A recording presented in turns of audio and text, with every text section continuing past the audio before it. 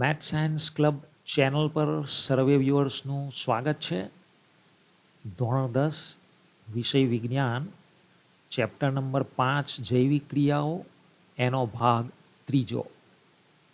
વિદ્યાર્થી મિત્રો, ભાગ 2માં આપણે પહેલી જૈવિક ક્રિયા પોષણ વિશે શીખવાનું શરૂ કર્યું, જેમાં આપણે વનસ્પતિઓમાં પોષણની ક્રિયા વિશે શીખ્યા અને આ જ ટોપિકને આપણે ભાગ 3માં આગળ વધારીશું. વનસ્પતિઓની પોષણ ક્રિયામાં હવે આપણે આગળ વધી રહેલા છે.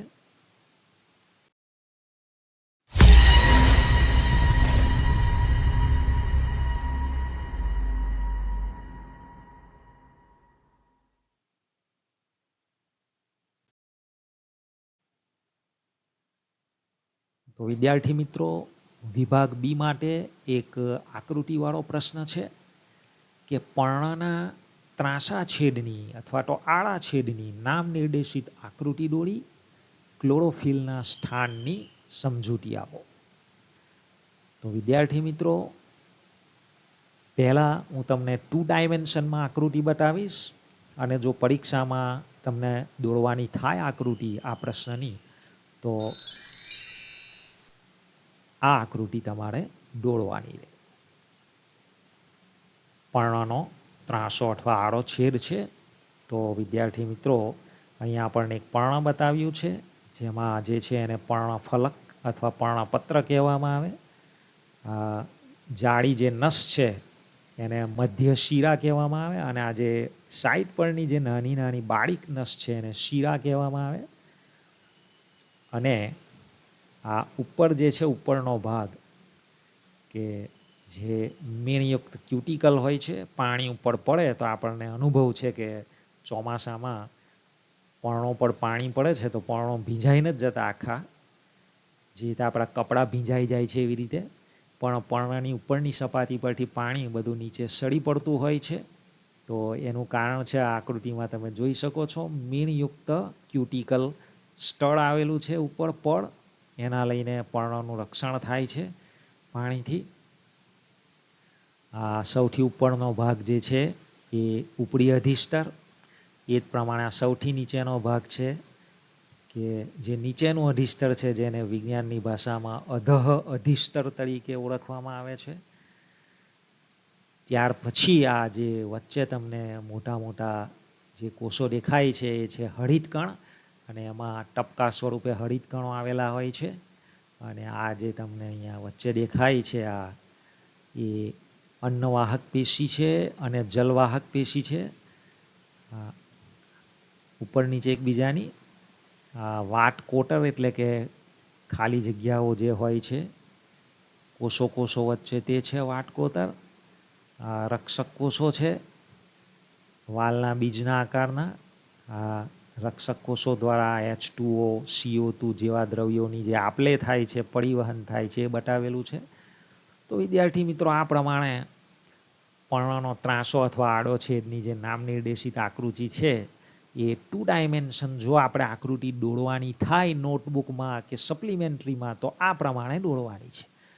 પણ વિદ્યાર્થી મિત્રો, હવે હું તમને 3 ડાયમેન્શનમાં હકીકતમાં આ વસ્તુ કેવી હોય છે હવે હું તમને લાઈવ બતાવવા જઈ રહેલો છું.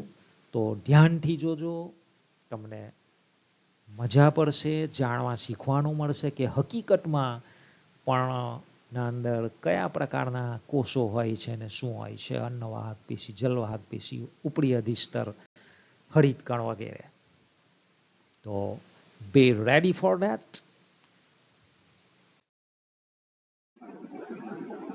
તો વિદ્યાર્થી મિત્રો, તમારી સમક્ષ પર્ણોનો જે ત્રાંસો છેદ લેવામાં આવે તો આપણને માઇક્રોસ્કોપમાં જે પેશીઓ અને કોષોની રચના દેખાય છે પર્ણના એ ત્રાંસા છેદની, તો એ આકૃતિ તમારી સમક્ષ સ્ક્રીન પર છે.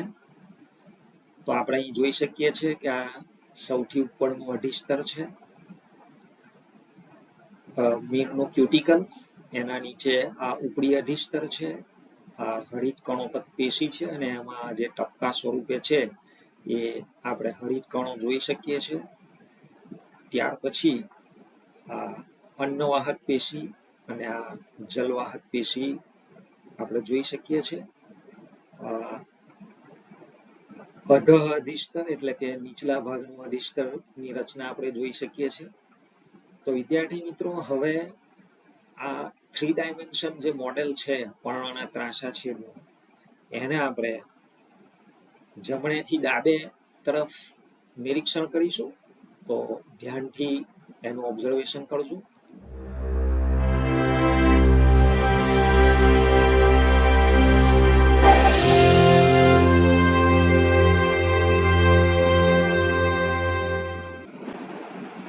તો વિદ્યાર્થી મિત્રો, તમે ડાબી અને જમણી ચારે બાજુઓથી પર્ણના ત્રાંસા છેદમાં કેવા કોષોની રચના ગોઠવાયેલી હોય છે એ નિરીક્ષણ કર્યું. તો હવે પછી આપણે એને ઉપરથી નીચે તરફ એની જે રચના કેવી હોય છે, ઉપરનું અધિસ્તર, નીચેનું અધિસ્તર, એનો જે નીચેનો ભાગ છે, ઉપરનો સૌથી ટોપ સરફેસ છે કે જે મીલનું ક્યુટિકલ હોય છે, તો હવે આપણે એ ભાગનું નિરીક્ષણ કરીશું.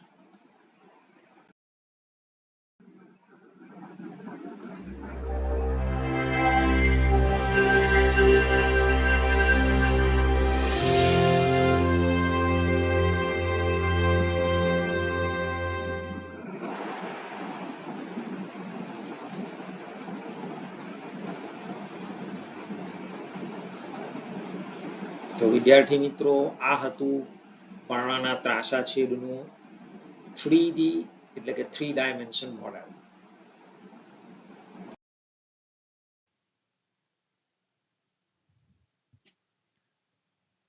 તો ઉપરી અધિસ્તર અને અધઃ અધિસ્તરની વચ્ચે આવેલા કોષો લીલા રંગના તબકાઓ ધરાવે છે. આપણે અત્યારે 3 ડાયમેન્શન મોડેલમાં જોયું. આ તબકાઓ હરિતકણ તરીકે ઓળખાતી એક કોષીય અંગિકાઓ છે. વિદ્યાર્થી મિત્રો, આપણને પ્રશ્નમાં પૂછેલું કે હરિતકણોનું સ્થાન વર્ણવો, તો આપણે વર્ણવી દીધું કે ઉપરી અધિસ્તર અને અધઃ અધિસ્તરની વચ્ચે આવેલા કોષોમાં જે લીલા રંગના ટપકાઓ છે એ હરિતકણોનું સ્થાન છે. હરિતકણ અંગિકામાં હરિત દ્રવ્ય, જેને આપણે ક્લોરોફિલ કહીએ છીએ, એ ક્લોરોફિલ નામનું હરિત દ્રવ્ય રહેલું હોય છે.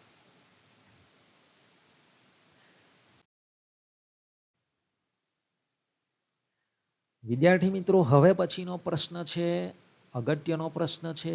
ધોરણ 9માં પણ આપણે શીખી ગયા છે કે વનસ્પતિમાં વાયુરંધ્રો અથવા તો પર્ણરંધ્રોની ભૂમિકા સમજાવો. કે પર્ણરંધ્રો શું, એમનો રોલ શું છે, શું કામ કરે છે પર્ણમાં. તો વાયુરંધ્ર કે પર્ણરંધ્ર પર્ણની સપાટી પર સૂક્ષ્મ છિદ્ર સ્વરૂપે હોય છે. હવે આપણે એની રચના જોઈશું.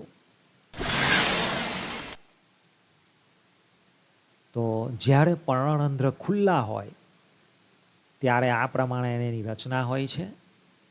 તો આ જે બે વાલના બીજના આકારના જે કોષો છે એ રક્ષક કોષો તરીકે ઓળખાય છે. અગાઉની સ્લાઇડમાં આપણે પર્ણના ત્રાંસા છેદમાં પણ આ જોયું હતું. એ રક્ષક કોષોમાં પાણી દર્શાવેલું છે.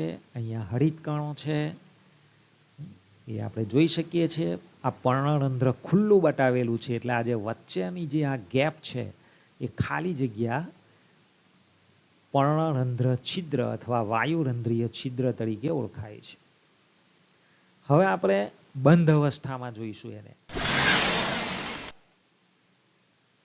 તો જ્યારે વાયુરંધ્ર બંધ હોય ત્યારે એ આ પ્રમાણેનું હોય છે. વિદ્યાર્થી મિત્રો, તમારે આ પ્રમાણે આકૃતિ દોરીને બતાવવાની હોય છે વાયુરંધ્રની રચના. હવે આપણે જવાબમાં આગળ વધીશું.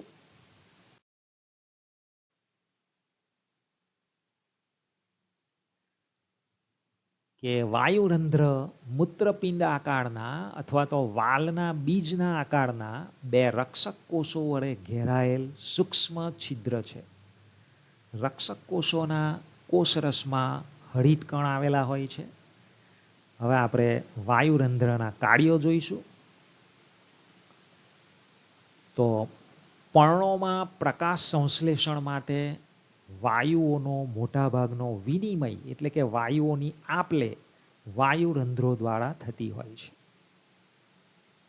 વધારાનું પાણી જે છે વનસ્પતિમાંથી એ પણ વાયુરંધ્રો મારફતે બહાર નીકળતું હોય છે અને CO2 અને O2ની આપલે પણ વાયુરંધ્રો દ્વારા થતી હોય છે. આ વાયુરંધ્રોના કાર્યો છે. હવે રક્ષક કોષો શું કાર્ય કરે છે વાયુરંધ્રમાં, તો એના વિશે આપણે જોઈશું. રક્ષક કોષો વાયુરંધ્ર ખુલવાની અને બંધ થવાની ક્રિયા સાથે સંકળાયેલા છે. આપણે આકૃતિમાં જોયું હતું અગાઉની સ્લાઇડમાં. જ્યારે રક્ષક કોષોમાં પાણી અંદર પ્રવેશે છે ત્યારે ફૂલે છે અને રંધ્રને ખુલ્લું કરે છે. જ્યારે રક્ષક કોષો સંકોચન પામે છે ત્યારે રંધ્ર એટલે કે છિદ્ર બંધ થઈ જાય છે.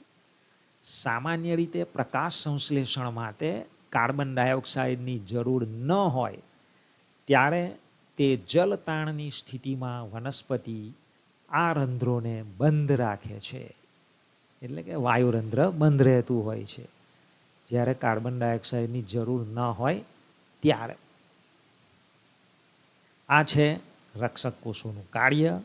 તો વિદ્યાર્થી મિત્રો, આ વાયુરંધ્ર વિશે સમગ્ર જે પ્રશ્ન પૂછેલો આપણને, તો એની રચના, એના કાર્યો અને રક્ષક કોષોનું કાર્ય, તો જવાબ અહીં પૂરો થાય છે.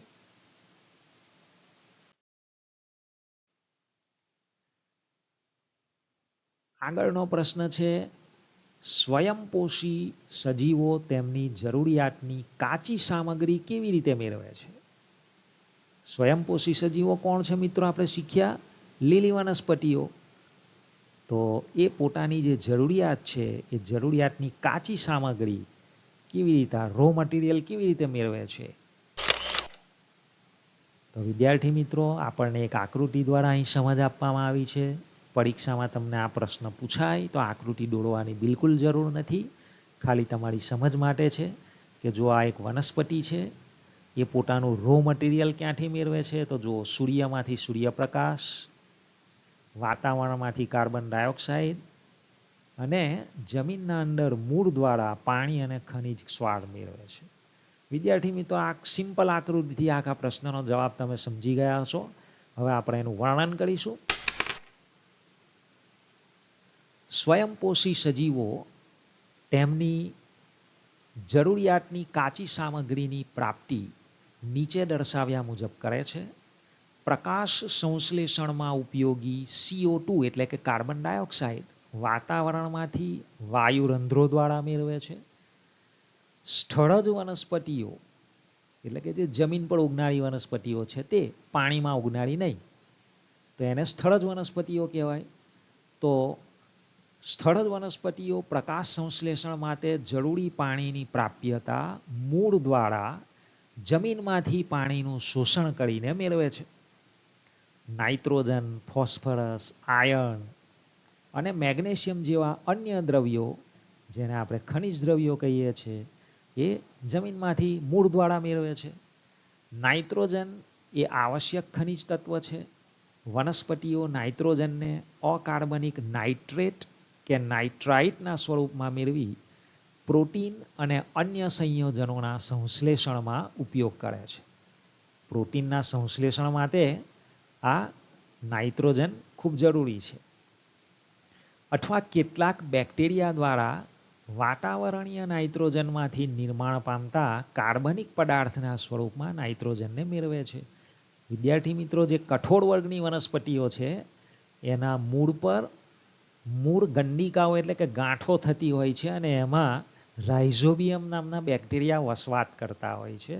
અને આ બેક્ટેરિયા દ્વારા કઠોળ વર્ગની વનસ્પતિ એ વાતાવરણીય નાઇટ્રોજનમાંથી નિર્માણ પામતા કાર્બનિક પદાર્થના સ્વરૂપમાં નાઇટ્રોજનને મેળવે છે. તો વિદ્યાર્થી મિત્રો, અહીંયા જવાબ પૂરો થાય છે કે સ્વયંપોષી સજીવો એટલે કે જે વનસ્પતિઓ છે એ એમની જરૂરિયાતની જે કાચી સામગ્રી છે એ કેવી રીતના પ્રાપ્ત કરે છે.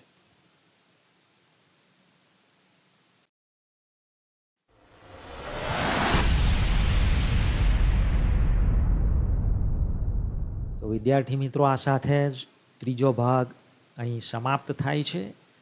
તો ભાગ 2 અને 3માં આપણે વનસ્પતિઓ કઈ રીતે પોતાની પોષણની જૈવિક ક્રિયા કરતી હોય છે એના વિશે આપણે ડિટેલમાં શીખ્યા છે. હવે પછીના ભાગમાં આપણે પોષણ ક્રિયાને આગળ વધારીશું.